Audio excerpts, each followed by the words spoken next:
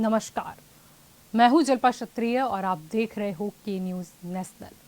आज उत्तर प्रदेश, उत्तराखंड और गोवा में मतदान हुआ। यूपी के दूसरे चरण में राज्य के 9 जिलों सहारनपुर, बिजनौर, मुरादाबाद, संभल, रामपुर, अमरोहा, बदायूं, बरेली तथा शाहजहांपुर की 55 विधानसभा सीटों पर दूसरे चरण की वोटिंग हुई। निर्वाचन आयोग के अनुसार दूसरे चरण में कुल 586 उम्मीदवार चुनाव में खड़े हैं। दूसरी ओर गोवा की बात करें तो गोवा विधानसभा की सारी ही 40 सीटों पर आज वोटिंग हुई और इन सीटों पर 301 उम्मीदवार अपनी किस्मत आजमा रहे हैं।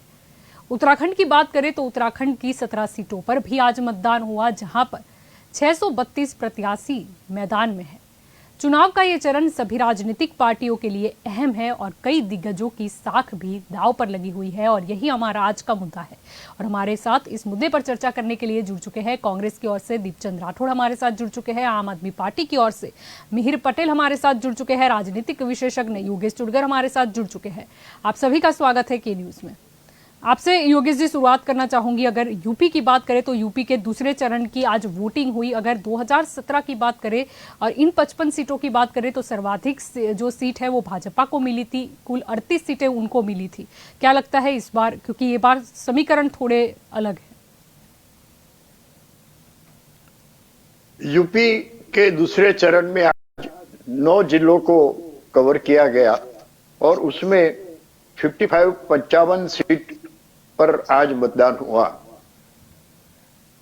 ये 9 जिले जो है उसमें पहले भाजपा को अच्छे बहुमत मिले था, लेकिन इस बार जी सपा ने जोर लगाया है और कुछ जिले तो ऐसे हैं कि जहां सपा का बहुत प्रभाव है। उसके कारण भारतीय जनता पार्टी को शायद थोड़ी मुश्किल रहेगी। इसलिए भाजपा को अभी देखना होगा कि यूपी में जो अपना शासन चल रहा है, शासन अगर रिपीट करना है तो ये 9 जिलों में कुछ अच्छा दिखाव करना पड़ेगा। लेकिन हमारे पास जो फिगर हुए 5 बजे तक 60% वोटिंग हुआ था और उसमें कई जिलों में तो 67-68% वोटिंग हुआ था। यानी प्रजा में, वोटर्स में तो उत्साह है। ये उत्साह का लाभ कौन सी पार्टी कितना लेती है वो देखना पड़ेगा, क्योंकि भारतीय जनता पार्टी ने तो पूरा जोर लगाया है, लेकिन सपा के अखिलेश ने भी इतना ही जोर लगाया हुआ है। बाकी कांग्रेस या तो बीएसपी, उसका कोई खास दिखाव नहीं लगता है। तो मैं समझता हूं कि भाजपा और सपा ये दोनों के बीच में ये सीटें का विभाजन होगा। और वैसे सर्वे तो दिखाते हैं कि भाजपा को पिछले टाइम जितनी सीटें मिली थी उतनी सीटें शायद इस टाइम नहीं भी मिले, तो भाजपा का कुछ कम सीटें मिलेगी, ऐसा मेरा अनुमान है। जी बिल्कुल, आपकी और दीपचंद जी यहाँ पर आना चाहूंगी। अगर दूसरे चरण की बात करें, आज 55 सीटों पर मतदान हुआ। अगर 2017 के गणित पर अगर हम गौर करते हैं तो वहां पर भाजपा को 38 सीटें, सर्वाधिक सीटें मिली थी। उसके बाद समाजवादी पार्टी की बात करें, जो कांग्रेस के साथ ही गठबंधन में थी, समाजवादी पार्टी को 15 मिली थी, कांग्रेस को 2 सीटें मिली थी। क्या लगता है इस बार कुछ नया सूत्र भी कांग्रेस द्वारा अपनाया गया, इसका कितना लाभ हो सकता है? जल्पा जी, लोकतंत्र के महापर्व पे आज जो दूसरे चरण पे जो उत्तर प्रदेश में वोटिंग हुई है, जो मैं बताना चाहूंगा, ये वोटिंग आज जनता ने, उत्तर प्रदेश की जनता ने जाट, लोधी, हिंदू, मुस्लिम के नाम पर नहीं, केवल विकास के नाम पर वोट करेगी। हम महिला शक्ति की बात करते हैं, उस पर हम चुनाव लड़ रहे हैं। हमने कहा था कि लड़की हूँ लड़ सकती थी, मैं लड़की हूँ लड़ सकती हूँ। हम महंगाई के खिलाफ अल्लाह बोले हुए हैं, लेकिन आज सीधी बात यह है कि 5 राज्यों में को चुनाव को देखते हुए बीजेपी किस तरह की धर्म की और तुष्टिकरण की जो राजनीति कर रही है, उसको बुला के आपको मैं बताना चाहूंगा कि इस तरह भी असम के मुख्यमंत्री ने इस तरह का बयान दिया कि उन्हें पता है कि तो वो सिर्फ वहां के नौजवानों को भटकाने के लिए, उत्तर प्रदेश की जनता को गुमराह करने के लिए मुसलमान की राजनीति उन्होंने यहाँ तक कह दिया। मैं पूछना चाहूंगा भारतीय जनता पार्टी खैर नहीं है, नहीं तो मैं इस देश जिसको प्रधानमंत्री जी दिए इंदिरा जी के साथ ही और गांधी जी के पूरे देश में देखे डेली की बात कर रहे हो, सच में भारतीय पार्टी दो तुष्टिकरण ध्रुवीकरण की राजनीति करे। और रही आपने उत्तराखंड की, मैं आपको जलपा जी बताना जी चाहूंगा कि उत्तराखंड के अंदर जन वहां की देवभूमि की जनता ने पूरी तरह से मन बना चुके हैं और उत्तराखंड के अंदर हम प्रचंड बहुमत के साथ सरकार बना रहे हैं। अगर उत्तराखंड के अंदर कोई विकास का कोई काम करा है ना भारतीय जनता पार्टी ने, हमें यही काम करा है कि उन्होंने 3 मुख्यमंत्री बदले हैं, यहाँ पर कुछ काम नहीं करा। अगर देखो सबसे ज्यादा उत्तर प्रदेश उत्तराखंड के अंदर सबसे ज्यादा कल्याण होता है, नहीं तो वहां रोजगार की है व्यवस्था है, नहीं वहां पर फैक्ट्री की व्यवस्था है। और कांग्रेस ने एक ही मुद्दा उठाया शुरू से लेकर, प्रियंका गांधी जी के नेतृत्व में, महंगाई हो चाहे उन्नाव कांड हो चाहे आप लखनपुर की घटना हो, सिर्फ कांग्रेस पार्टी धरातल पर काम कर रही है। कोई भी एक सत्ता में एक विपक्ष में, आप एसपी की बात कर रहे हो, वो भी इतना उन्होंने वर्क नहीं करा। मैं आपको बताना चाहूंगा 3 दशकों से पहली बार उत्तर प्रदेश के अंदर कांग्रेस पार्टी 400 सीटों पर लड़ाई लड़ रही है। जी जी आपकी और यहाँ पर मिहिर जी आना चाहूंगी, क्योंकि ये बार यूपी की बात करें तो आम आदमी पार्टी भी चुनाव में है। क्या लगता है, क्योंकि पिछली बार की बात करें तो सर्वाधिक सीटें के साथ भाजपा तो आई थी, और ये बार बात करें तो कहीं ना कहीं भाजपा और सपा के बीच में कड़ी टक्कर मानी जा रही है। सबसे पहले आपके चैनल के माध्यम से हमारे जितने भी कांग्रेस के लोगों को पसंद है उनका पहले की शुक्रिया करना चाहता हूँ, क्योंकि हम आपको ठीक से सुन नहीं पा रहे हैं मिहिर जी। हम आपको ठीक से सुन नहीं पा रहे। आपकी वॉइस बहुत क्रैकल आ रही है। हम आपको ठीक से सुन नहीं पा रहे, आप समझ नहीं पा रहे आप क्या कहना चाह रहे। अब अगर शक्य है तो अपना डिवाइस चेंज कर सकते हो तो कर लीजिए। प्रशांत जी, मैं तब तक डिबेट को आगे बढ़ाती हूँ आपकी और आती हूँ। यूपी की बात करें तो यूपी में दूसरे चरण का आज मतदान हुआ, और इसके अगर हम गणित की बात करें, और ये बार तो सभी पार्टियां जानती है कि जातिगत समीकरण क्या रखते हैं, इसीलिए अधिकतर मुस्लिम उम्मीदवार भी खड़े करे गए हैं। क्या लगता है? नहीं, डेफिनेटली पहले चरण में 58 सीट और आज का 55 सीट, ये दोनों बहुत ही महत्वपूर्ण है कि ये दोनों चरण में से डिसाइड होने वाला था कि कौन बाजी मार रहा है या कौन आगे जा रहा है। पहले में हमने देखा कि 58 में से 53 सीट 2017 में बीजेपी को मिली, लेकिन इस बार पश्चिमी उत्तर प्रदेश का पूरा समीकरण हिल गया, बिगड़ गया और चेंज हो गया। कहीं ना कहीं सपा आरएलडी का गठबंधन बहुत आगे काम कर रहा है। मेरे हिसाब से कहीं ना कहीं वो मुझे 25-30 के आसपास दिखते नजर आ रहे हैं। बट अब में से 50 सीट पहले चरण की जा रही है, उसको डेफिनेटली एक्सेप्ट करेंगे। कांग्रेस कहीं पर अभी नहीं दिख रही है पश्चिमी उत्तर प्रदेश में, बट सपा आरएलडी का गठबंधन कहीं आगे जा रहा है, 50-50 बीजेपी के साथ शेयर कर रहा है। जयंत चौधरी का पल्ला भारी है। इसी तरह आज का 55 का जो मतदान, मिक्स मतदान दोनों ऐड किया, थोड़ा पश्चिमी उत्तर थोड़ा ये, तो उसमें कहीं ओपन अब देखा जाए मुद्दों के आधारित राजनीति के बेस पे, और जो किसानों का जो नाराजगी, गन्ने की नाराजगी, प्लस ये 2-3 दिन से हिजाब भी बहुत चढ़ा हुआ है, तो ये सब का मिक्स दिख रहा है कहीं ना कहीं पर। बट जितनी इफेक्ट हम पश्चिमी उत्तर प्रदेश की किसान की, गन्ने की नाराजगी की, बेरोजगारी की, चौधरीयों की जो कर रहे हैं, वो आज के दिन में थोड़ी कम दिख रही है, क्योंकि आज मिक्स प्रदेश था पूरा इलेक्शन वाला, और वहां पर मुस्लिम मतदार, उनका पोलराइजेशन, और ये सबके बीच में जो पहले दिन से बोलता है कि बीएसपी की साइलेंस थी, कहीं ना कहीं मुझे खुद भी पूछती है कि वो क्या कर रहे हैं, क्या करना चाहते हैं, किसके साथ बैठेंगे, कल उठ के क्या होगा, या बीएसपी का वोटों का कमिटेड है कि नहीं आज की तारीख में। और उन्होंने तो क्लियरली बोला है, मुस्लिम मतदार उनका जो भी ध्रुवीकरण आधा बीएसपी का खुद का एक वोट शेयर है, और मुस्लिम थोड़ा सपा के साइड, थोड़ा बीएसपी के साइड जाएगा। वैसे भी बीजेपी को मुस्लिम लास्ट टाइम भी नहीं मिले थे। टोटल जो मुस्लिम वोटर्स है 19%, 18%, उसमें से सिर्फ 5% से भी कम मिले हैं इनको, टोटल मुस्लिम में से बीजेपी को कम मिले हैं। तो इनका बंटवारा होगा। आज वो आजम खान वाली बात हो, अपने वो कैराना वाली बात, तो वो सब थोड़ी कर गई है। बाकी ओवरऑल इस बार जंग अच्छा जा रहा है। जो लास्ट टाइम एक तरफा था, कोई भी सीट पार्टी 3 डिजिट में नहीं पहुंची बीजेपी के अलावा, वो जंग कहीं ना कहीं आज देखा जाए तो 50-50 से भी ऊपर। और मुझे तो क्लियर कट वहां के सीनियर लोग से जो मैं इसी तरह डिबेट करता रहा हूं, तो माहौल बनता दिख रहा है सपा के फेवर में। और जयंत चौधरी बहुत बड़ा फैक्टर बन रहा है। जी बिल्कुल। आपकी और मिहिर जी आना चाहेंगे। यूपी की बात करें तो ये बार आम आदमी पार्टी भी मैदान में है। ऐसे तो यूपी की बात करें तो जातिगत समीकरण के आधार पे हम देखा है कि काफ़ी सारी ऐसी सीटें हैं जहां पर जातिगत समीकरण ही मतलब फिक्स करते हैं कि ये सीट जाएगी, किसकी और जाएगी, क्यों जाएगी। क्या लगता है इस बार आम आदमी पार्टी, ऐसे तो राजनीति बदलने के संकेत से आई है, क्या यूपी की जनता स्वीकार करेगी?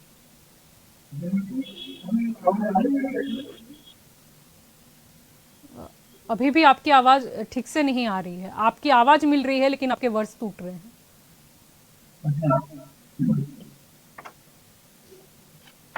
योगेश जी आपकी और यहाँ पर बढ़ना चाहूंगी। अगर अब हम गोवा की बात कर ले तो कहीं ना कहीं पिछली बार देखा गया था कि गोवा में कांग्रेस पार्टी को सर्वाधिक सीट मिली थी, लेकिन किसी तरह वहां पर बीजेपी की बात करें तो वो सत्ता स्थान पर आ गए थे। क्या लगता है ये बार गोवा में क्या होगा? 40 सीट है और 40 से 40 सीट पर आज मतदान हुआ और हमारे पास जो फिगर आए हैं वो 75% वोटिंग 5 बजे तक हुआ था। तो प्रजा में, नागरिक में वोटर्स अच्छा है, वो बहुत अच्छा है और सराहनीय है। इतना अच्छा वोटिंग होता है तो इसका अर्थ कि गोवा की प्रजा नक्की करेगी हमारे राज्य में सरकार किसकी बनेगी। पिछली बार तो कांग्रेस ने ज्यादा सीटें मिली थी, भाजपा को कम सीटें मिली थी, फिर भी भाजपा ने गवर्नमेंट बना ली थी। इस तरह से कांग्रेस की रणनीति जो है, उनकी मैच्योरिटी या डिप्लोमेसी है, वो कहीं कम पड़ती है। देखिए ये बार कांग्रेस कितनी जागरूक है, कांग्रेस को कितनी सीटें मिलती है, वो तो एक क्वेश्चन मार्क है। फिर भी वो अगर सीटें ज्यादा मिले या कम मिले, किस तरह से वहां पर वो लोग बिहेव करते, क्योंकि कांग्रेस के पास कोई लीडरशिप नेशनल लेवल पर भी नहीं है, गोवा के स्टेट लेवल पर भी इतनी अच्छी प्रभावशाली लीडरशिप नहीं है, जबकि भाजपा पूरा जोर लगा रही है। तो जब 10 मार्च को रिजल्ट आएगा तब मालूम पड़ेगा भाजपा कितना जोर लगाती है और कांग्रेस कितनी डिप्लोमेसी दिखाती है और किसकी सरकार बनती है गोवा में, क्योंकि 75% वोटिंग बहुत अच्छा वोटिंग है, ये मुझे लगता है। जी बिल्कुल। दीपचंद जी आपकी ओर आना चाहूंगी। अगर गोवा की बात करें तो विधानसभा चुनाव अगर 2017 के परिणामों पर अगर नजर करें तो कहीं ना कहीं कांग्रेस को 17 सीटें मिली थी, भारतीय जनता पार्टी को 13 मिली थी और बाकी जो सीटें हैं वो डिवाइड हुई थी। लेकिन किसी तरह भारतीय जनता पार्टी की वहां पर सरकार आ गई, वहां पर उन्होंने सत्ता हासिल कर दी। और इस बार की बात करें तो आम आदमी पार्टी भी मैदान में है, टीएमसी भी मैदान में है। क्या लगता है? जलपा जी, मैं योगेश जी की बात से बिल्कुल सहमत हूँ कि हमारी सबसे ज्यादा सीट गोवा में आई थी, पर हम सरकार नहीं बना पाए। कहीं ना कहीं कुछ कमियां थी। लेकिन मैं आपको बताना चाहूंगा कि अब की बार हमारे जी राहुल के नेतृत्व में हम चुनाव लड़ रहे हैं, और गोवा हो चाहे उत्तराखंड हो और पंजाब हो, वहाँ निश्चित तौर पर हम प्रथम बहुमत से सरकार बनाने जा रहे हैं। ये मैं आपको बताना चाहूंगा कि गोवा के अंदर हम गोवा फॉरवर्ड पार्टी के साथ हम गठबंधन में है, और पंजाब के अंदर तो निश्चित तौर पे हमारी सीधी टक्कर आम आदमी से है। और जो आप आदमी सबसे ज्यादा पहले वहां पर पंजाब को अगर देखा जाए तो 3 भागों में बांटा गया, एक दोआबा में, एक मालवा में, एक माजा में।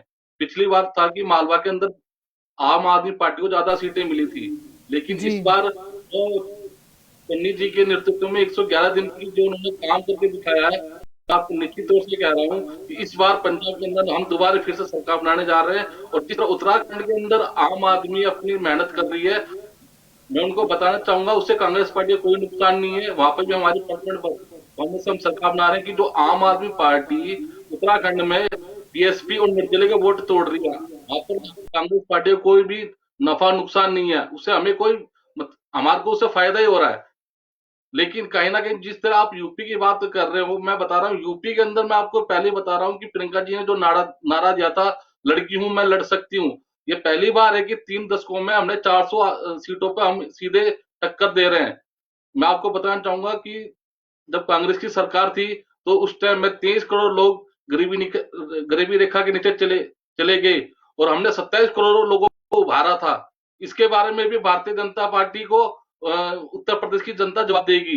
रोजगार के बारे में अगर उनसे पूछा जाए तो 5 साल के अंदर मोदी और योगी सरकार ने उत्तर प्रदेश के अंदर कोई कार्य नहीं किया।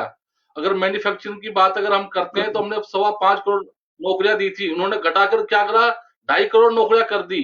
अगर किसी का अगर जेपी के शासनकाल में किसी का फायदा हुआ है तो वो है मोदी और अंडानी और अंबानी का। मैं आपको बताना चाहूंगा जलपा जी, आपके चैनल के माध्यम से 142 लोगों की आय बढ़ी है, जिसमें उनकी 23 लाख करोड़ आय बढ़कर 53 करोड़ हो गई है, जबकि 80% जनता की आय कम हुई है।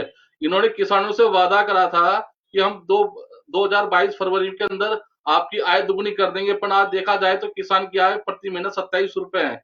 और कहीं ना कहीं मैं आपको स्पष्ट तौर से कह रहा हूं, जिस तरह किसान 13 महीने आंदोलित रहा, उनको खामियाजा बनना पड़ेगा भारतीय जनता पार्टी को। और मैं स्पष्ट कहना चाहता हूं कि अब की बार कांग्रेस पार्टी बिल्कुल टक्कर में रहेगी और 2024 के अंदर भी हम टक्कर में रहेंगे। और यहाँ पर प्रशांत जी आना चाहूंगी, अगर गोवा की अगर हम बात करते हैं तो 40 सीटों पर आज मतदान भी हुआ। हमने देखा तो मतदान के अगर प्रतिशत देखें तो वो काफ़ी बेहतर भी रहे, लेकिन प्रश्न ये है कि जब कांग्रेस की बात करें तो पिछली बार उनका जो मत प्रतिशत था वो कहीं ना कहीं 28.4% था और भारतीय जनता पार्टी का 32.5%, यानी वोट शेयर के हिसाब से मतलब भारतीय जनता पार्टी को सर्वाधिक वहां पर वोट मिला था। और इस बार सूत्र भाजपा के द्वारा दिया गया है गोल्डन गोवा, क्या लगता है? गोवा का पूरा स्टेटिस्टिक्स मैं आपको समझा देता हूँ कि पिछले 5 साल में अगर किसी एक ही स्टेट से सबसे ज्यादा विधायक ने रिजाइन किया हो या पक्ष पलटा किया हो तो वो गोवा स्टेट है। 24 विधायकों ने एक दूसरे पक्ष को यहाँ से वहां से वहां हुआ है। 2017 के इलेक्शन के बाद 2 स्टेट गोवा और मणिपुर, जिसमें कांग्रेस मतलब नींद में सोती रही और कहीं ना कहीं राहुल गांधी की थोड़ी उस टाइम की मतलब नए नए प्रमुख थे, सोते ही अपने जो गुजराती में कहते हैं कि उल्टा झड़पाया, से उसी तरह गोवा और मणिपुर उनके हाथों से उनकी नजर के सामने से चला गया, वो कुछ नहीं कर पाए। 17 सीट हाईएस्ट थी। जीएफपी जिनके साथ पास्ट में उन्होंने बहुत अच्छा गठबंधन किया था, इस बार वो उनके साथ नहीं रही, तो 3 जीएफपी 3 बीएस मतलब ये और 4 अपक्ष, एक एनसीपी, सब लोग एक साथ बीजेपी में जाके सरकार बनाई, पहली बात।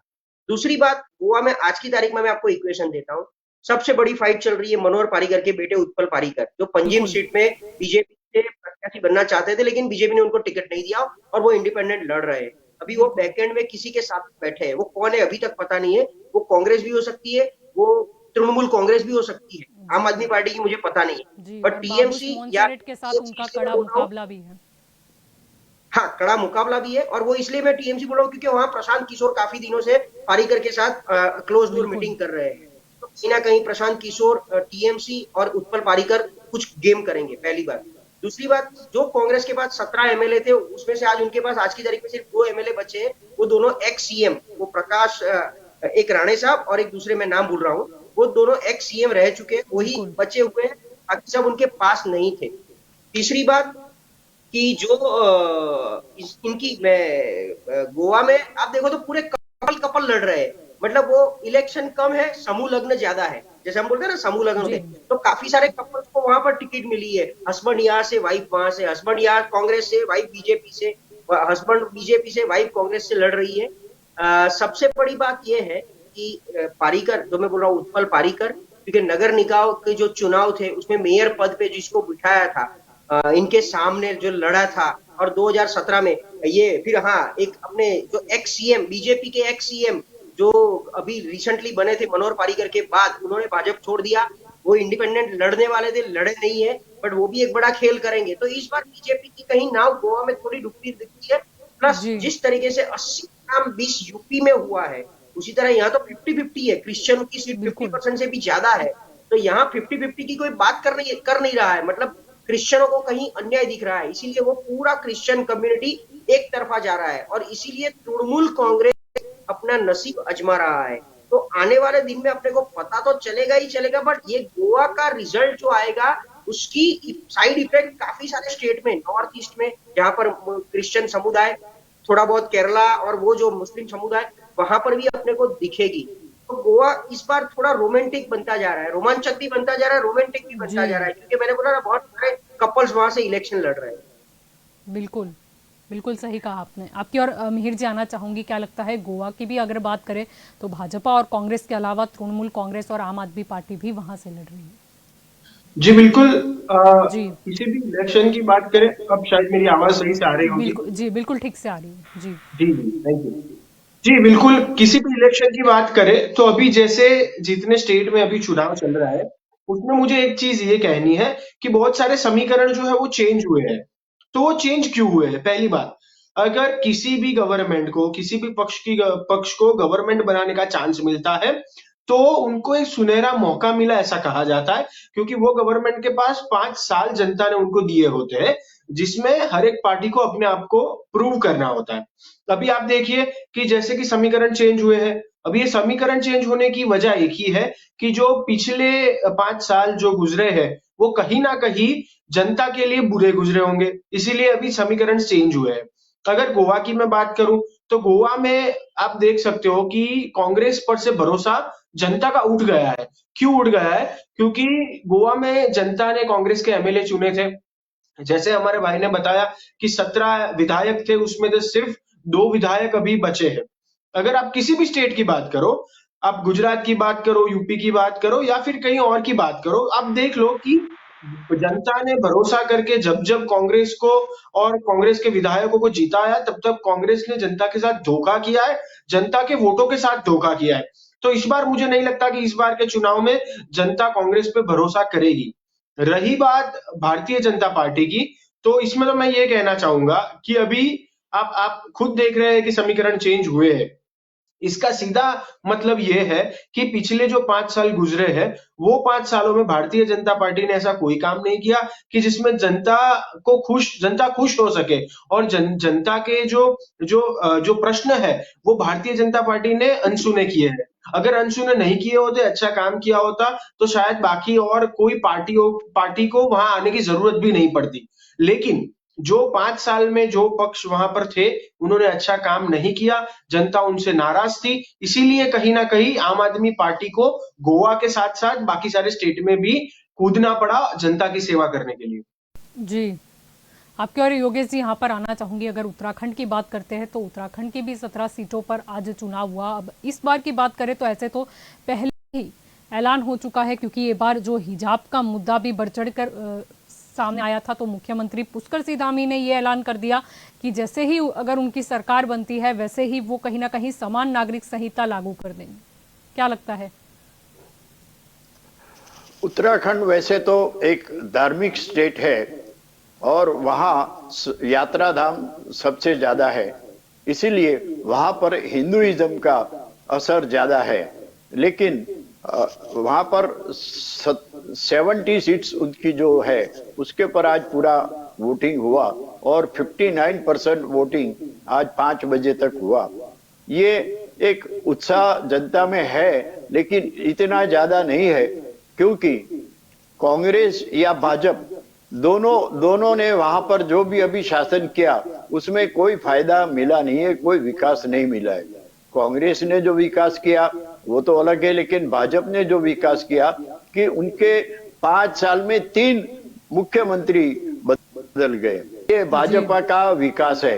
वहां पर इंफ्रास्ट्रक्चर में कुछ काम हुआ है, ये हुआ है, फिर भी वहां पर इतना कोई विकास दिखाई नहीं देता। वो भाजपा जो भी बात करे और कांग्रेस भी जो भी बात करे, कांग्रेस ने भी कोई ऐसा काम नहीं किया है। इसीलिए उत्तराखंड में जो भाजपा को मेजोरिटी मिलने की संभावना जो दिखाई देती है, वो तो मेरे ख्याल से अभी आकाश में तारा गिनने जैसी बात है, क्योंकि भाजपा का विकास का जो काम है वो ऐसा प्रजा को कोई फायदा दिखाई देता नहीं है। तो उत्तराखंड की बात करें तो कोई, मुझे तो वहां लगता है कि कोई गवर्नमेंट ठीक से नहीं बनेगी, कोई मिक्स गवर्नमेंट बने, ऐसा कुछ होगा। जी बिल्कुल। जी आप कुछ कहना चाहते हैं? जी मिहिर जी। जी, जब ये चुनाव की बात चल रही है, उसमें एक ये मुद्दा जो हिंदू मुस्लिम का अभी बहुत दिनों से अभी हुआ है शुरू, तो मुझे दिक्कत वहां पर होती है कि एक तरफा भारतीय जनता पार्टी ऐसी बात कर रही है कि हम जो जनता के मुद्दे हैं उसके ऊपर काम करेंगे, जनता के मुद्दे हमारे लिए सबसे बड़ी चीज है। लेकिन मैं रिसेंटली आपको एक चीज बताना चाहता हूँ, भाजपा के प्रवक्ता ने एक वीडियो शेयर किया हुआ है, वीडियो बनाया हुआ है एक्चुअली, उसमें उन्होंने दिखाया है कि कैसे ये जो मुद्दा उछला है हिंदू मुस्लिम का, तो अगर आप मुस्लिम को सपोर्ट करते हो या तो फिर मुस्लिम को वोट करते हो, तो कैसे आप भारतीय जनता पार्टी को सपोर्ट नहीं करते हो। उन्होंने खुलेआम ये वीडियो पोस्ट किया है कि अगर आपको हिंदुत्व बचाना है या तो फिर आप हिंदूवादी हो तो आप भारतीय जनता पार्टी को वोट करो, तो ही सिर्फ और सिर्फ आप भारत में हिंदुत्व को बचा पाओगे। तो ये जो दो दो मुंह वाली जो जनता है, उसमें मुझे कहीं ना कहीं दिक्कत आ रही है कि एक तरफा भारतीय जनता पार्टी ऐसा बोल रही है कि हम जनता के मुद्दों पे लड़ रहे हैं, एक तरफा भारतीय जनता पार्टी के प्रवक्ता जो अच्छे ओहदे पर है वो ऐसा वीडियो वायरल कर रहे हैं। तो ये मुझे कहीं ना कहीं थोड़ी सी दिक्कत आ रही है और जनता की ओर से मुझे बहुत शर्म आ रही है कि चुनाव के टाइम पे जनता के मुद्दों को छोड़ के आप ऐसी हिंदू मुस्लिम वाली बातें करते हो, तो वो बेहद ही शर्मजनक है। जी बिल्कुल। दीपचंद जी, आपके और यहाँ पर आना चाहूंगी। उत्तराखंड की बात कर रहे हैं, उत्तराखंड की बात करें तो हमेशा से यहाँ पर कड़ा जो मुकाबला है वो भाजपा और कांग्रेस के बीच ही रहा है। अगर 2017 की बात करते हैं तो कांग्रेस को 11 सीटें मिली थी और 57 सीटों के साथ भाजपा सत्ता स्थान पर आई थी। क्या लगता है इस बार क्या कुछ बदलाव आ सकता है? शिल्पा जी, मैं तो कह रहा हूँ कि उत्तराखंड के अंदर देवभूमि की जनता ने पहले ही मैंने आपको बोला था कि पूरा मन बना चुकी है, और कांग्रेस तो अपने प्रचंड बहुमत से हम वहां पर आ रहे हैं। मैंने आपको पहले ही बोला था कि अगर 5 साल में अगर विकास अगर भारतीय जनता पार्टी ने कुछ करा है तो सिर्फ 3 मुख्यमंत्री बदल के करा है, इससे ज्यादा उन्होंने कुछ नहीं करा। चाहे आप खटीमा की बात ले लो, उधम सिंह नगर की बात ले लो, चाहे लाल कुआ की बात ले लो, चाहे नैनीताल, हरिद्वार, रामनगर, श्रीनगर, यहाँ पे कोई काम नहीं हुआ है। वहां पर सड़कें हैं, पेयजल योजना है, महंगाई, बेरोजगारी, सब जगह भ्रष्टाचार है। और रही अभी मेरे पटेल जी भाई ने जो बात कही थी ना कि कांग्रेस के अंदर तो छोड़ के चले गए, तो भाई साहब मैं आपको बताना चाहूंगा कि 2017 में आपने कहा था कि पंजाब के अंदर हम सत्ता में आ रहे हैं, आप भी आपके आए जिसमें से 10 छोड़ के चले गए, 4 सांसद आए आपके जिसमें से 3 छोड़ के चले गए, तो 5 साल में 3 बार विपक्ष अपना बदलना पड़ा। अब रही आप जिस मॉडल की बात करते हो दिल्ली के अंदर, उत्तराखंड और गोवा के अंदर, कि भाई हमने 10 लाख नौकरी दी, मैं आपको बताना चाहूंगा एक आरटीआई के खुलासे से ये मालूम हुआ है कि वहां पर सिर्फ 450 नौकरियां दी गई है दिल्ली के अंदर। और जिस आप अभी आप 7 साल से तो दिल्ली के अंदर सत्ता में बैठे हो कि 18 साल के बच्चे को वहां पर आप क्या 1000 रुपए दे रहे हो। आप उत्तराखंड और गोवा के अंदर और उत्तराखंड और पंजाब में तो आप बोलते हो कि हम 18 साल की बच्चों को हम 1000 रुपए देंगे। क्या 16-17 साल की जो बच्ची है क्या वो बच्चियां नहीं है? आप क्या बताना चाहते हो, मुझे ये बताइए। दूसरी बात, आप मैं पंजाब आपको ये बताना चाहता हूँ, जी जी बिल्कुल, मैं आपको ये बताना चाहता हूँ कि आपको आम आदमी पार्टी के नहीं नहीं सुनिए जरा, के अंदर आपको आम आदमी पार्टी के आपने एम्स ठीक है, का मैं कितने बड़े बात करता हूँ। आपने कितने सड़कें तैयार करी, ये सब झूठे वादे हैं, जनता समझ चुकी है। और आने वाले आपको एमसीडी इलेक्शन में उसका रिजल्ट पता लग जाएगा। उत्तराखंड के अंदर और उत्तराखंड के अंदर तो अभी आपकी जमीनी स्थिति नहीं, और पंजाब से आप वैसे ही वैसे निपटते जा रहे हो।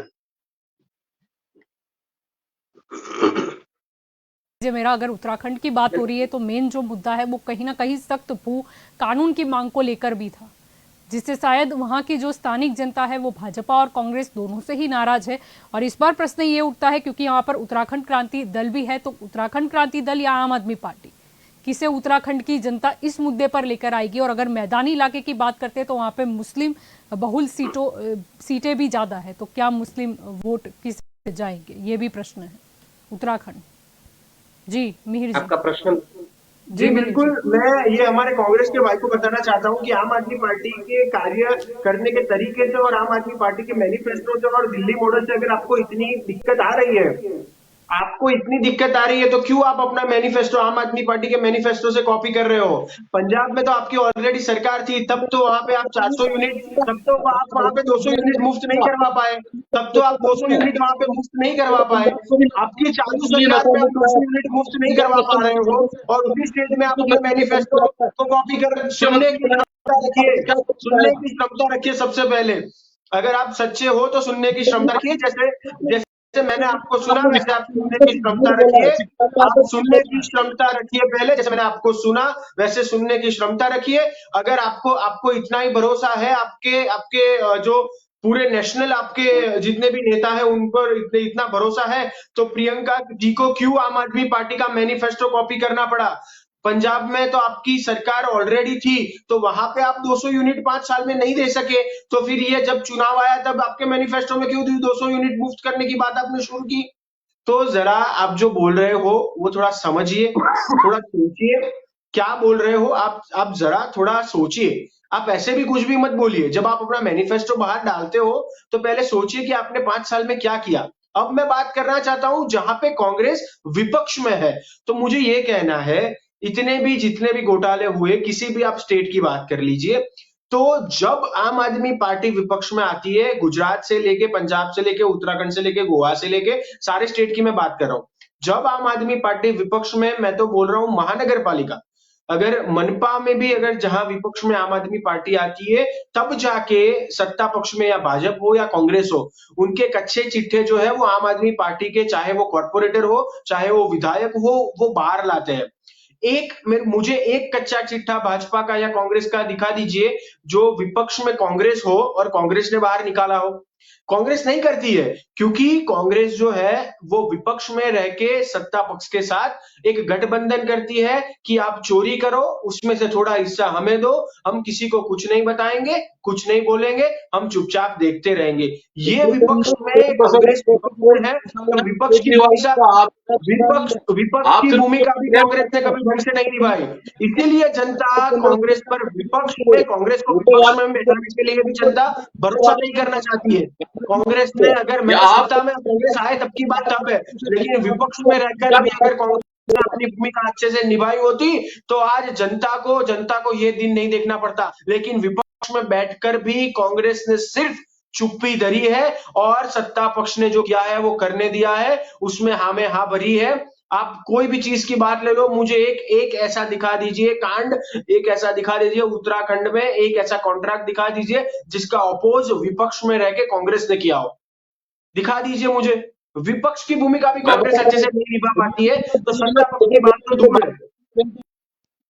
800 लेके भारतीय जनता पार्टी ने उसको अप्रूव किया। मैं आपसे पूछना चाहूंगा, दिल्ली का मतलब सीधा गवर्नर, एलजी किसके अंडर गवर्नर कर रही है सीधी पीएमओ को, तो कहने का मतलब है आप तो दिल्ली के अंदर डमरू की तरह बज रहे हो और कुछ नहीं है।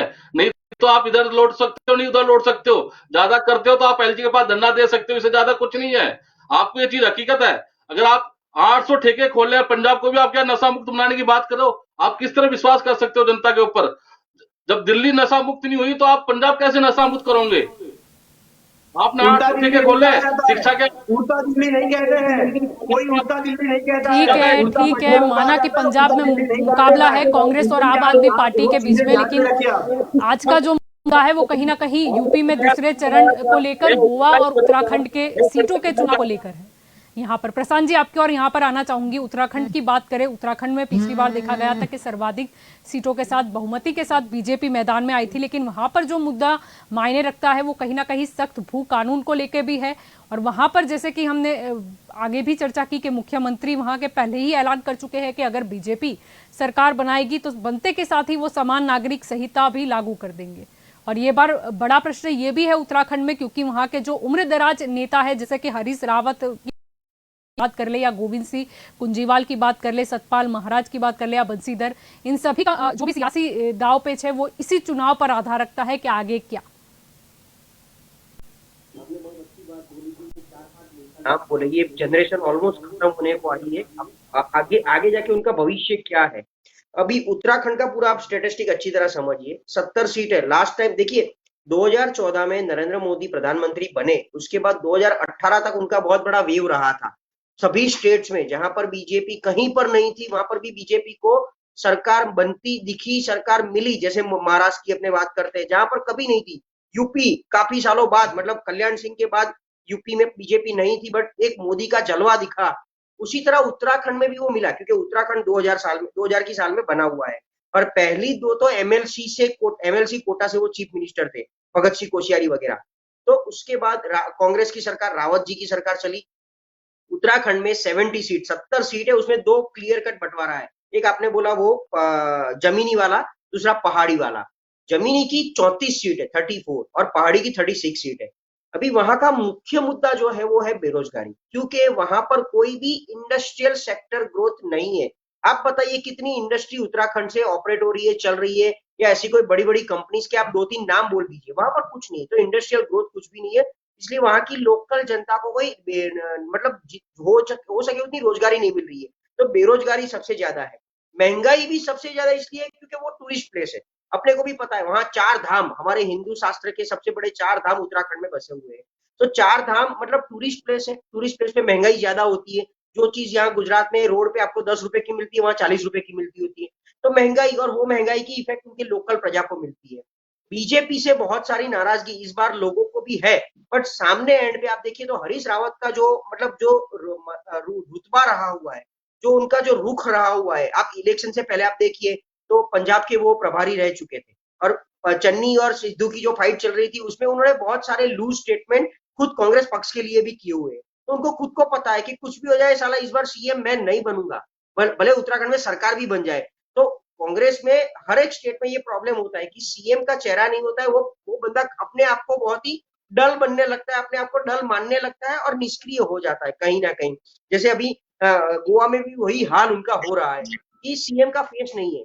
तो उसी तरह उत्तराखंड में ये 70 सीटों में हरीश रावत वर्सेस जो भी है, ये जो खटीमा की जो बात कर रही है, पुष्कर सिंह धामी लड़ रहे हैं, उसके सामने बहुत ही यंग बंदा बहुत ही अच्छी तरीके से फाइट कर रहा है कांग्रेस का, बट उनको जो सपोर्ट पक्ष से जो मिलना चाहिए वो नहीं मिल रहा है, पहली बात। दूसरी बात, आप देखो तो उत्तराखंड में 3 बार जो सरकार बदली, पहले के रावत साहब, फिर तीरथ सिंह रावत। अभी तीरथ सिंह रावत ने इतने सारे लूज स्टेटमेंट किए थे चीफ मिनिस्टर, और फिर पुष्कर सिंह धामी को, क्योंकि तीरथ रावत खुद एमएलए नहीं थे तो उनको 6 महीने में इलेक्शन लड़ाना पॉसिबल नहीं था, क्योंकि अगर तीरथ सिंह रावत इलेक्शन लड़ते तो जीत नहीं पाते। अगर आपको पता हो तो बरमुडा वाला एक स्टेटमेंट बहुत बड़ा उनका वायरल हुआ था, बरमुडा पहन के चलिए, तो लड़कियों लड़ सकती उनके सामने उन्होंने ऐसा भी कुछ स्टेटमेंट दिया था। तो एक बहुत ही लूज स्टेटमेंट, बहुत ही जिम्मेदार बन गए थे। आज की तारीख में पुष्कर सिंह धामी सिर्फ एक मतलब फेस बनाया गया था, उनको मतलब जो एक्सपीरियंस या जो भी वो मिलना चाहिए एज अ चीफ मिनिस्टर। और मैंने बहुत सारे लोगों को वहां सुना कि वो लोग ने बोला कि मैं एक क्लियर कट आपको देता हूँ, जैसे बद्रीनाथ केदारनाथ, माहौल बहुत बड़ा, एरिया बहुत बड़ा, लेकिन वहां डिलीवरी अगर किसी प्रेग्नेंट लेडी की डिलीवरी करनी हो तो उनको नीचे लाना पड़ता है, ऊपर से नीचे तो दौड़ाना पड़ता है। तो वो एम्बुलेंस की फैसिलिटीज ना, वहां पर नॉर्मल पीएचसी सीएचसी जो गुजरात में होते हैं, वहां पर नॉर्मल पीएचसी सीएचसी आरोग्य केंद्र अच्छे नहीं है, वो इंफ्रास्ट्रक्चर वहां का नहीं है। जो पहाड़ी विस्तार है उसका इंफ्रास्ट्रक्चर रोड रास्ता वाला भी इतना नहीं है। हमको पता है हम टूरिस्ट प्लेस पे जाते हैं तो क्या होना चाहिए, तो पूरी जो पूरी फैसिलिटीज का जो एक चेन बनना चाहिए, वो चेन में बहुत सारे लैकुना है, इसलिए फाइट 50-50 है। लोग, जनता की नाराजगी है, इसीलिए उत्तराखंड दल एक जो तीसरा रीजनल पक्ष बना हुआ है, उनकी फाइट वही चल रही है। और सिविल कोड इसलिए आपने ठीक तरीके से बताया कि जो जमीनी स्तर वाले जो 34 सीट्स है वहां पर मुस्लिम मतदार ज्यादा है, और उनकी थोड़ी बहुत मतलब जो देखा जाए उनका रुख, उनका रुतबा, तो इसीलिए सिविल कोड वहां लादना बहुत जरूरी है। वो इसीलिए बोला है, बाकी सिविल कोड ऐसे इंडिपेंडेंट स्टेट तो आई डाउट कि वो ला सकते हैं, बट एक लॉलीपॉप दे दिया है। अभी देखो आगे जाके क्या होता है, अपने को 10 मार्च को पता चल जाएगा। जी बिल्कुल, योगेश जी आपकी ओर आना चाहूंगी। उत्तराखंड की जब हम चर्चा कर रहे हैं तो बीजेपी की ओर से तो कहीं ना कहीं एक कहा गया है, स्लोगन जैसा दिया गया है कि उत्तराखंड की पुकार, मोदी और धामी सरकार, और कई वादे भी किए गए हैं। अब उत्तराखंड की अगर हम बात करते हैं, क्योंकि ये हिंदुओं की आस्था से जुड़ा हुआ भी विषय है, क्या लगता है क्या इस मुद्दे पर ही बीजेपी क्या अपने वोट बैंक है उसे वहां पर मजबूत रखने में कायम रह पाएगी? जैसे प्रशांत जी ने बताया, उत्तराखंड में जो भी इंफ्रास्ट्रक्चर चाहिए वो पूरा अभी किसी ने नहीं किया, या तो कांग्रेस हो या भाजपा हो। हाँ, रोड रास्ता वगैरह बनाया है, वो एक अच्छी बात है। बाकी न तो हेल्थ की कोई फैसिलिटी है, न तो एजुकेशन की कोई फैसिलिटी है। इतने साल वहां पर जिसने भी शासन किया, किसी ने ये बाबत में कुछ विचार नहीं किया। अभी कुछ 5 मांगे रखी गई है कि भी हम सिविल कोड ऐसा लाएंगे, ये करेंगे, वो करेंगे, जो स्टेट के अंडर में आता ही नहीं है, जो सेंटर के अंदर में आता है, वो मांगे वहां पर रखी गई है और प्रजा को गुमराह कर रहे हैं। अच्छा, हम पंजाब की बात करें तो पंजाब में अभी जो हो रहा है वो आज तो पूरा वोटिंग हो गया, तो अभी आगे तो कोई सवाल नहीं है। लेकिन पंजाब में 117 सीट में से 77 कांग्रेस को मिली थी। आज कितनी मिलेगी, वो चन्नी और सिद्धू के बीच में जो मैच चल रहा है उसमें कौन टॉस जीतता है, कौन बैटिंग करता है, वो देखना पड़ेगा। अभी चन्नी जी का ईडी के मार्फत से जो उनके भतीजे का बाहर निकला है और चन्नी जी का भी कुछ बाहर निकलने वाला है, उसके कारण कांग्रेस की छवि बहुत खराब हुई है। और सिद्धू जी तो अभी उनको तो लगा है कि मुझे तो अभी चीफ मिनिस्टर बनाने वाले नहीं है, क्योंकि राहुल जी ने नाम डिक्लेयर कर दिया चन्नी जी का। तो सिद्धू ने भी वो अपनी खेल खेल रहा है, वो किस तरह से उसकी वाइफ भी कोई अलग स्टेटमेंट दे रही है। तो कोई एक पार्टी में कितना विभाजन हो सकता है, कितनी बर्बादी हो सकती है, इसका एक उत्तम उदाहरण पंजाब कांग्रेस है, जिसके पास 5 साल के लिए वहां पर उनका शासन था। फिर भी आज जो चल रहा है पंजाब में, वो आप देखें तो इस तरह से वो कैसे जीतेंगे कांग्रेस का। और आम आदमी पार्टी वहां पर पिछले बार 20 सीटें लाई थी, शायद उनको ज्यादा सीटें मिले। ये पंजाब की परिस्थिति जो है वो कांग्रेस ने खुद अपने आप बिगाड़ दी है। वो मैं जो मेरा अवलोकन है वो मुझे लगता है। तो इस तरह से कांग्रेस को अगर ये 5 स्टेट में से कहीं भी अपनी सरकार बनानी है तो पंजाब में फेवरेबल परिस्थिति थी, लेकिन अभी वहां पर भी परिस्थिति बहुत खराब हो गई है। और भारतीय जनता पार्टी ने तो लास्ट टाइम सिर्फ 3 सीटें वहां पर मिली थी, वो 3 से 13 हो जाए, क्योंकि आज भी पीएम का वहां पर रैली हुआ था और वो कितना उसमें से सीट ज्यादा मिलती है वो देखने का बाकी रहता है। बाकी आम आदमी पार्टी वहां पर कुछ अपना दम बता रही है, देखिए क्या होता है आगे। जी दीपचंद जी, आपकी ओर आना चाहूंगी। चाहे उत्तराखंड की बात करें, गोवा की बात करें या यूपी की ही बात कर ले, कई बार ऐसा होता है, कुछ सीटों का समीकरण ऐसा होता है कि वहां पर निर्दलीय उम्मीदवार हो या वहां की जो स्थानिक पार्टी है उसके उम्मीदवार है वो भी कड़ा मुकाबला दे जाते हैं। और कई बार ये भी देखा जाता है कि जो 2 बड़े पक्ष लड़ रहे हो और कसाकसी हो, तब कहीं ना कहीं जो छोटे दल है वो कहीं ना कहीं अहम भूमिका निभाते हैं, जो गोवा में भी देखा गया था। उत्तराखंड की बात करें तो उत्तराखंड में देखा गया कि भाजपा के लिए भी मुश्किल है और कांग्रेस के लिए भी, क्योंकि उनके जो बागी नेता है वो खुद वहां पर निर्दलीय तरीके से लड़ रहे हैं। जी दीपचंद जी। जलपा जी, अभी मेरे योगेश भाई ने जो कहा ना कि पंजाब के अंदर चन्नी जी और सिद्धू जी के अंदर रसाकसी है, मैं आपको स्पष्ट कर दूं, कोई रसाकसी नहीं है। हम संगठन से कार्य कर रहे हैं। रही दूसरी बात, जो हम 5 साल के अंदर कैप्टन जी के काम के ऊपर हम वोट नहीं मांग रहे, हम चन्नी जी के 111 दिनों के नाम पर वोट मांग रहे हैं। मैं बताना चाहूंगा कि बिजली के रेट पूरे हिंदुस्तान से कम किए पंजाब सरकार ने, बिजली के बकाया कम किए पंजाब सरकार ने, पानी के रेट कम किए, और जो वहां पर जो रेत के मतलब ड्रग्स के जो 5 साल के अंदर चल रहा था कैप्टन जी के अंदर, उस चीज को हमने एकदम अंकुश लगा दिया। जितने भी वहां पर ड्रग्स माफिया थे उनके ऊपर सभी पे हमने कार्रवाई करवाई है चन्नी जी ने।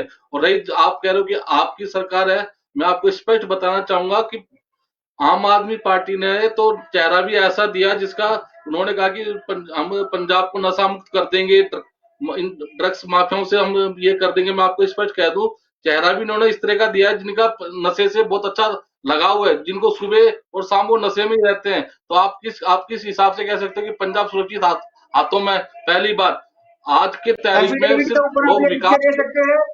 अगर आप उस चीज की पुष्टि कर रहे हैं तो आप एफिडेविट पे लेके, एफिडेविट पे 300 रुपए के एफिडेविट पे लिख के दे सकते हो। आप जो बात कर रहे हो वो एफिडेविट पे लिख के दे सकते हो। आप आपके ऊपर मैं जो बात कर रहा हूँ, आप जो बोल रहे हो सुबह शाम की, ये चीज आप 1000 रुपए के एफिडेविट पे लिख के दे सकते हो। रही बात, जनता को गुमराह ना करे, कृपया जनता को गुमराह ना करे। एफिडेविट पे आप जो बात कर रहे हो वो एफिडेविट के ऊपर लिख के लाइए। जनता को गुमराह ना करे, जनता को गुमराह ना करे। ये आपको परिवार बिल्कुल भी शोभा नहीं देता है। वो जनता को गुमराह मत करिए आप जो बात कर रहे हैं वो एफिडेविट जनता के ऊपर लिख के ही डिबेट में आइए। अरे कांग्रेस आप पार्टी आपका पूरा आपको कांग्रेस पार्टी सपोर्ट करा उड़ता कांग्रेस है, ये मान लेते हैं, इसीलिए आप दूसरों के ऊपर उंगली नहीं उठा सकते हो। आप इस बात की पुष्टि करते हो, आपने जो सीएम चेहरे हमारे माननीय हमारे भगवत मान जी के बारे में आपने जो बोला है उसकी आप पुष्टि करते हो तो मुझे रिटर्न में दीजिए। जनता को गुमराह मत कीजिए, जनता को गुमराह मत कीजिए। आपका ये दुगलकपन आपका जो है वो अभी सामने आ चुका है। कांग्रेस का दुगलकपन जनता के सामने आ चुका है। आप जनता को गुमराह मत कीजिए। आप पुष्टि करते हैं, आप जो चीज बता रहे हैं उसकी आप पुष्टि करते हैं। अगर आप उस चीज की पुष्टि करते हैं तो मुझे रिटर्न में दीजिए। रिटर्न लेके आप डिबेट में बैठिए। अगर आप उस चीज की पुष्टि करते हैं तो जनता को गुमराह करने की कोशिश मत कीजिएगा। ये जनता उतनी मूर्ख नहीं है जितनी आप कांग्रेस वाले समझते हो। क्या समझते हो आप कांग्रेस वाले मिलके कि कुछ भी उल्टा सीधा आके डिबेट में बोलेंगे और जनता सुन लेगी? मैं तो कदे ही चुप नहीं बैठूंगा और जनता भी चुप नहीं बैठेगी। उसका परिणाम आपको पंजाब के चुनाव क्या जो लगता है गोवा वोटिंग में हुआ क्या है पक्ष उसके रिजल्ट बदलाव में नहीं उसका होगा परिणाम एफिडेविट के भुगतना बाद? पड़ेगा। मुद्दे पर आ जाते हैं, पंजाब का मुद्दा नहीं है आज। बिल्कुल क्या लगता बिल्कुल है मुझे ये एफिडेविट कहना मिहिर है। जी, क्या सबसे लगेगा? पहले मैं ये कहना चाहता हूँ, केजरीवाल जी की बात करें तो कहीं ना कहीं गोवा में लास्ट 2017 में जो बदलाव देखा गया था उसमें से उन्होंने शुरुआत की कि कैसे प्रत्याशी योग पर जनता भरोसा कर सके, इसीलिए पहले ही उनकी एफिडेविट करवा दी। ये अलग बात है कि फिर कांग्रेस ने भी वही चीज करी थी। क्या लगता है उसका बेनिफिट क्या होगा? गोवा की जनता क्या अपना फैसला दे पाएगी इस बात पर? जल्पा जी, जब जब परिवर्तन की बात आती है तब तक हमारे माननीय अरविंद केजरीवाल साहब ने ही पहल की है। अरविंद केजरीवाल सर ने सबसे पहली बार जब जनता के मुद्दों को लेके अपना घोषणा पत्र जब बनाया, वो देख के भारतीय जनता पार्टी हो या फिर कांग्रेस हो या कोई और पार्टी हो, उन्होंने भी अपने घोषणा पत्र में अरविंद केजरीवाल जी ने जो जो अपना मैनिफेस्टो बनाया उसमें जो पॉइंट कवर किए वो सारे पॉइंट को कॉपी पेस्ट करके बाकी सारी पार्टियों ने पहली बार जनता के मुद्दे अपने मैनिफेस्टो में अपने घोषणा पत्र में डाले। जब बात कर रहा हूं मैं एमएलए के एफिडेविट की, तो ये शुरुआत भी अरविंद केजरीवाल सर ने की है। तो मैं आपको बताना चाहता हूं कि जब जब जनता की सेवा करने का मौका अरविंद केजरीवाल सर को जहां जहां मिला है वहां वहां अरविंद केजरीवाल सर ने अपनी अपनी आवाज बुलंद की है और अपना काम बुलंद किया है। इसलिए दिल्ली की जनता तो उनसे प्यार करती है, लेकिन आज गोवा की जनता भी उनसे इतना ही प्यार करती है। एक और बात मैं आपको बताना चाहता हूँ, ये कांग्रेस वाले जो लोग हैं उनमें सुनने की क्षमता उन लोगों में नहीं रही है। सुनने की क्षमता वो गवा चुके हैं। क्यों गवा चुके हैं? क्योंकि उनको मालूम है कि उनके कांग्रेस के विधायक भी कांग्रेस के हाथ में नहीं है, वो भी चले जाते हैं कूद कूद के। उनको भी मालूम है कि प्रियंका जी जब दिल्ली का मैनिफेस्टो कॉपी पेस्ट करती है ना, तब कांग्रेस के कार्यकर को भी शर्म आती है कि कांग्रेस के पास अपना कोई मुद्दा खुद का नहीं है कि जो मैनिफेस्टो में डाल सके। मैं तो इनको आमंत्रित करना चाहूंगा आम आदमी पार्टी में, कांग्रेस के जो भाई बैठे उनको आमंत्रित करना चाहता हूं कि अगर आप सच में जनता की सेवा करने के लिए आए हो तो आ जाइए आम आदमी पार्टी में, क्योंकि आपके जो प्लेटफॉर्म कांग्रेस के नहीं जो है यहाँ नेशनल पर लेवल के नेता किसी भी है। पक्ष बदलाव करना निकाल। यहाँ पर प्रशांत जी आपकी और प्रशांत जी आपकी और यहाँ पर आना चाहूंगी। यहाँ पर मुद्दा तो ये है, अगर मैनिफेस्टो की बात चली है तो चाहे यूपी की बात करें, उत्तराखंड की बात कर ले या गोवा की बात कर ले, मैनिफेस्टो देखकर तो ऐसा लगता है कि चाहे कोई भी जीत जाए, जो भी जीतेगा उससे जनता के लिए तो उनकी जीवन शैली स्वर्ग हो जाएगी। इतने अच्छे अच्छे मैनिफेस्टो आए हैं। वो हम हिंदी में लाभ या कहावत बोलते हैं हर स्वप्न? वक्त, गरीबों की थाली में पुलाव आया है, देखो हमारे शहर में चुनाव आया है। जिन गरीब को 2 वक्त की रोटी नहीं मिलती, यहाँ सब लोग पुलाव और खैरात बांटने निकल जाते हैं। और एक चीज इस बार सबसे बड़ी देखने को मिली, पिछले इतने सालों से जो हम नहीं सुन रहे थे, मुफ्त में बिजली, मुफ्त में खेती, मुफ्त में सिंचाई। अरे भैया मुफ्त क्या, हमारे घर में एक जो तीली आती है वहां से हमारा टैक्स शुरू हो जाता है। और पूरे देश में पूरे देश की जनता बहुत सारा टैक्स भरती है। तो ये टैक्स के पैसों से सब आप कर रहे हो। यूपी की अगर बात करें तो सबसे महंगी बिजली यूपी में है, सबको पता है। जो स्टेट में बिजली 15-20 रुपए होती है, यूपी में 75 रुपए में किसानों को बिजली मिलती है। पश्चिमी उत्तर प्रदेश, जो ये 58 सीट जो पहले मतदान हो चुका, आज 55 का भी हुआ, वहां पर ही हुआ है। तो वहां पर हाईएस्ट मतलब जो रेट बिजली का है, 75 रुपए में बिजली है पहली बार। यूपी में आप नहीं मानोगे, वैसे भी बिजली का फिस्कल डेफिसिट है। जो फिस्कल डेफिसिट जिसको बोलते हैं, कि यूपी में बिजली की रिक्वायरमेंट 28,000 मेगावाट की है, उसके सामने उनके पास प्रोडक्शन जनरेशन सिर्फ और सिर्फ 23,000 मेगावाट का है। तो वैसे ही 5,000 वो बाहर से लाते हैं। हमारे गुजरात में सरप्लस है, गुजरात में हमारे पास एक्स्ट्रा वो रिन्यूएबल एनर्जी के सोर्सेज भी है। यूपी में तो सोर्सेज भी नहीं है, वहां पर कोई स्कीम लागू भी नहीं की गई है सोलर की, रिन्यूएबल की। तो इतने डेफिसिट में आप फ्री बिजली 300 यूनिट की कहां से लाओगे? कोई भी स्टेट, कोई भी पक्ष की बात कर लो आप। तो ये फ्री वाली बात मुझे कहीं पता नहीं, मेरे गले उतरती नहीं है। तो मैनिफेस्टो मैं जब मैं भी क्लियर बनता है कर हर एक, मैं क्लियर कर सकता हूँ सर, कहाँ से बताइए आएगा ये? मैं क्लियर कर बताइए। सकता हूँ सर सर। आप प्रशांत जी को अपनी बात क्लियर कर दे दीजिए। आप तो वन बाय गोल्ड वन आते हैं डिफेंडर सबकी ओर, वन बाय वन आते हैं। जी आता है, प्रशांत जी इसलिए कंटिन्यू कीजिए। बात कर दीपचंद जी आपकी ओर भी लौटेंगे समय रहा तो। जी प्रशांत जी कंटिन्यू कीजिए। ठीक उसी तरह मुफ्त में स्कूटी बांटने की बात आई, तो भाई आप जिस स्टेट में हो वहां पर ही स्कूटी दे दो वो लड़कियों को। ऑलरेडी आपकी सरकार चल रही है, तो यूपी में ऐसा खास क्या है कि लड़कियों को स्कूटी देनी पड़ेगी, यहाँ पर बिजली फ्री देनी पड़ेगी? तो जिन जिनकी जहां सरकार चल रही है वहां इतना फ्री कर दो आप, तो भी बहुत है। हमारे गुजरात में हम तो बिजली का रेट बहुत बहुत बहुत पे करते हैं। सोलर की पॉलिसी में ऑलरेडी जिसने सोलर इंप्लीमेंट किया है वो लोग सोलर की सब्सिडी लेने के लिए चक्कर काट रहे हैं सचिवालय के, सेक्रेटरीट के, उनको नहीं मिल रही है। तो जहां आपकी है वहां वहां पर फ्री दे दो, तो बाकी नए में कैसे आएगी वो ऑटोमेटिक हमको पता चल जाएगा। बट ये जो आप फ्री शब्द बोल रहे हो वो हमको कहीं ना कहीं बहुत ही पेन कर रहा है। जी जी मिहिर जी। जी बिल्कुल सर, आपने जो बात कही है उसको मैं सराहता हूं, क्योंकि फ्री हम हमारे जेब से नहीं दे रही है। आम आदमी पार्टी कुछ दे रही है तो आम आदमी पार्टी अपनी जेब से नहीं दे रही है, वो जनता का पैसा है, जनता के टैक्स का पैसा है। वो ही पैसा पूरी तरीके से सिर्फ और सिर्फ जनता के काम में लगे, ये ध्यान रखने का काम आम आदमी पार्टी कर रही है। अब आपने जो बहुत अच्छी एक चीज आपने बताई कि जैसे गुजरात में, गुजरात पावर सरप्लस स्टेट है, फिर भी 27 सालों में एक भी रुपया कम नहीं हुआ है बिजली के दाम में। ठीक है, वो आप जरा नोट करिएगा। आपने एक और अच्छा सवाल पूछा कि आप यूपी में अगर फ्री बिजली की बात कर रहे हो तो वो आएगी कहां से, आप मैनेज कहां से करोगे वो चीजें? तो सर इसमें बहुत ही बढ़िया आपने क्वेश्चन किया है, क्योंकि आज से पहले ना किसी भी पार्टी ने आम आदमी पार्टी को या आम आदमी पार्टी के प्रवक्ता को, ना तो आम आदमी पार्टी के सीएम दावेदार को ये सवाल किया है, क्योंकि उनको पता है कि एक ब्लूप्रिंट जो है वो आम आदमी पार्टी हमेशा लेके चलती है। सर इसमें है ये मुफ्त थोड़ी बजट बिजली की, वाली बात है, मैं लेकिन वो आपको इसमें फॉर्मूला सिर्फ आम आदमी पार्टी के पास है। नहीं नहीं नहीं मैम, इसमें क्या है, हर एक बंदे के जी पास ये फॉर्मूला है जो बंदा जनता की सेवा करना चाहता है, जो तहे दिल केजरीवाल जी से बता और रहे थे सच्चे कि मन आम से। आदमी पार्टी के पास ही वो फॉर्मूला है। चाहे समाजवादी जी पार्टी ने बिल्कुल, जब बात की थी कि 300 यूनिट हम फ्री बिजली देंगे, तब जी केजरीवाल बिल्कुल जी वो दौरे पर थे फॉर्मूला, यूपी के। जी जी बिल्कुल, वो फॉर्मूला सिर्फ और सिर्फ इसीलिए आम आदमी पार्टी के पास है क्योंकि आम आदमी पार्टी जो है सिर्फ बोल वचन पे नहीं, कैलकुलेशन के साथ आगे चलती है। और आम आदमी पार्टी स्टेट का जितना भी बजट बनाती है वो बजट में घोटाला और भ्रष्टाचार जीरो होता है। इसीलिए ये भ्रष्टाचार मुक्त पार्टी का जो फॉर्मूला है वो सिर्फ आम आदमी पार्टी के पास है, बाकी सारी पार्टी के पास नहीं है। भ्रष्टाचार जीरो करना और एक भी रुपया इधर उधर ना जाए उसका ध्यान रखना, ये फॉर्मूला सिर्फ आम आदमी पार्टी के पास है। इसीलिए आम आदमी पार्टी जनता का जो पैसा है वो पूरी तरीके से जनता के काम में ही आए, ये व्यवस्था खड़ी करती है। अगर आप विधायकों को आप अगर बिजली मुफ्त दे सकते हो, विधायकों के बिल का पानी का पैसा आप फ्री कर सकते हो, तो जनता के पानी क्यों मुफ्त ना करें हम, जनता की बिजली क्यों मुफ्त ना करें हम? इसीलिए ये जो जनता के प्रश्नों का जो फॉर्मूला है वो सिर्फ आम आदमी पार्टी के पास है। थैंक यू जल्पा जी जी। जी योगेश जी, आप कुछ कहना चाह रहे थे।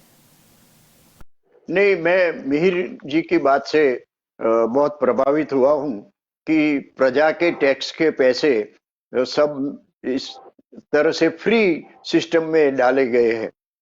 मेरा कहना ये है, फ्री वाली बात जो है प्रजा को निर्माल्य बनाने के लिए है। प्रजा के लिए रोजगारी आप देने की बात करो, कहीं रोजगारी की बात तो करते नहीं। रोजगारी बढ़ाओ, प्रजा को कमाने का 2 पैसा उनके घर में आए, ऐसा बोलो। मुफ्त की बात जो है वो मेरे ख्याल से इकोनॉमिक के हिसाब से, अर्थशास्त्र के हिसाब से बहुत डेंजरस है। और इससे क्या होगा कि प्रजा को सिर्फ मुफ्त या मुफ्त मिलेगा, उसके सिवा काम करने के लिए कोई तैयार नहीं होगा। खाना मुफ्त मिलेगा, पानी मुफ्त मिलेगा, अनाज मुफ्त मिलेगा, बिजली मुफ्त मिलेगी। अरे भाई, इनको रोजगारी दो। आप कहां तक ये और जो प्रजा के टैक्स के पैसे आते हैं कोई विकास के काम में लगाओ, पब्लिक को फ्री देने के बदले उसको इस तरह से रोजगारी पैदा करो, या तो कोई इंडस्ट्री खड़ी करो या ऐसा कोई रोजगारी के लिए कोई फॉर्मूला सोचो। ये फ्री की बात जो आम आदमी पार्टी ने शुरू की है, बाकी की सब पार्टी आपने बताया वैसे कॉपी पेस्ट करते हैं, लेकिन ये बहुत डेंजरस फॉर्मूला है, प्रजा के लिए और स्टेट के लिए बहुत नुकसान करेगा, ये मेरा मानना है। जी, आप सभी मेरे साथ जी, इस योगेश चर्चा जी। में जुड़े, सॉरी समय का थोड़ा अभाव है, आप सभी मेरे साथ इस चर्चा में जुड़े, इसलिए आप सभी का शुक्रिया। तो दंगल देश का में आज का हमारा मुद्दा ये था कि जिस तरीके से हमने देखा कि आज यूपी में दूसरे चरण की 55 सीटों पर चुनाव हुआ, गोवा में भी आज चुनाव हुआ, मतदान किए गए, उत्तराखंड में भी आज मतदान हुआ। अब जीत किसकी, चाहे हम गोवा की बात कर ले या फिर यूपी की अगर दूसरे चरण की भी बात कर ले तो सर्वाधिक सीटें भाजपा को मिली थी, गोवा में 7 स्थान में बीजेपी है। उत्तराखंड की बात करें तो वहां पर भी सर्वाधिक सीटों के साथ भाजपा ने सरकार बनाई थी। क्या इसका पुनरावर्तन हो पाएगा या फिर कोई परिवर्तन आएगा? अगर परिवर्तन आता है तो कौन लाएगा, कैसे लाएगा? आम आदमी पार्टी भी इस बार मैदान में है। अगर गोवा की बात करते हैं तो टीएमसी भी है। चतुष्कोणीय वहां पर जंग भी हम कह सकते हैं। फायदा किसे, नुकसान किसे, या फिर अगर हम जनता की बात कर ले तो जनता को क्या लाभ मिलेगा, या कौन से ऐसे मुद्दे हैं जो अभी तक नहीं पूरे हो पाए हैं? और सभी ने मैनिफेस्टो में ऐसे तो वादे बहुत किए हैं, लेकिन जनता ने चलो आज मत भी अपना दे ही दिया है। 10 मार्च को पता भी चल जाएगा कि किसकी कितनी सीटें आती है, किसे जनता ने सत्ता स्थान पर बिठाना मुनासिब माना है, क्या वो वादे पूरे हो पाएंगे। तो आप सभी को इंतजार तो 10 मार्च का है। तभी तक के लिए आप भी जुड़े रहे के न्यूज़ के साथ। ज़्यादा खबरों के लिए नमस्कार।